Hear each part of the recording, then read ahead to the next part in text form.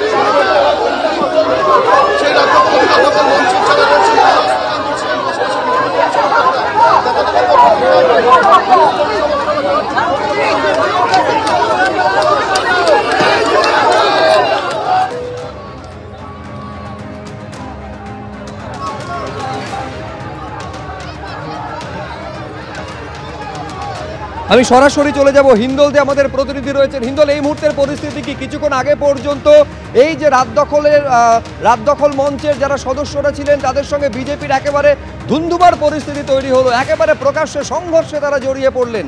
অন্যদিকে এই যে ফ্যাক্ট ফাইন্ডিং টিম তারা ভেতরে গিয়েছেন। কি অবস্থা এখন কসবার ল কলেজের সামনে? দেখো একেবারে ধুমধুমার উত্তপ্ত পরিস্থিতি যে সাউথ কলকাতা ল কলেজের সামনে। আমরা কথা বলবো বিজেপির একজনের সাথে। এই যে উত্তেজনার পরিস্থিতি কি কারণ? हम लोग शांति से यहाँ पे अपना आंदोलन कर रहे थे, हमारे आए थे देखने के लिए। वो लोग आके बैनर फेस्टून, सीपीएम वाले लोग को परमिशन मिल गया, क्यों बीजेपी वाले लोग को परमिशन नहीं मिल सकता है? वो लोग माइक बैनर फेस्टून लगा के उन लोग पूरा प्रतिवाद कर रहे हैं। हम लोग को बोला जा रहा है कि नहीं झंडा नहीं डंडा कुछ नहीं लगे। क्यों होगा ये बान पट्टी? क्यों होगा? पुलिस रहते हुए মারধর করেছেন, আপনারা জামা ছিঁড়ে মারধর করেছে, উনারা আগে দিন আমাদের উপর আপন্ন করেছে। বিজেপি গো ব্যাক, দূর হটো, আমাদেরকে আগে ওরা দেখিয়েছেন, আমাদেরকে বলেছেন। আপনাদের উপরে যে আক্রমণ হলো সেই আক্রমণ আপনারা বলছেন আক্রমণ করেছেন, কিন্তু রাত জাগো আর রাত দখল অধিকার দখলের পক্ষ থেকে যারা এখানে স্লোগান দিচ্ছিলেন তাদের উপরে তো আপনারা ওনারা এখানে এসে এই জায়গাটাকে পুরো নষ্ট করার জন্য এখানে প্রস্তুত হয়েছিলেন। ওনাদেরকে এখানে পাঠানো হয়েছে যে জন্য, যেহেতু আমাদের ফ্যাক্ট ফাইন্ডিং টিম যেটা সেন্ট্রাল থেকে এসছে, ওনারা এসছেন এখানে সমীক্ষা করতে, ওনারা এসছেন এখানে দেখতে। এই সিপিএম এর এই লোকগুলো এরা কেউ ছাত্রী নয়, দেখুন ক্যামেরার মধ্যে দেখুন, এনারা ছাত্রী, এনাদের বয়স নেই। এনারা এসছেন এখানে বিশৃঙ্খলা ফেলাতে, এনারা এসে এখানে একটা ঝামেলা সৃষ্টি করে বিজেপিকে বদনাম করতে এসছেন। বিজেপিকে বদনাম করার চেষ্টা হয়েছিল বলে অভিযোগ করা হচ্ছে বিজেপির তরফ থেকে। তোমাকে দেখাবো ক্যামেরা পার্সন প্রতীককে একবার বলবো ছবিটা দেখাতে।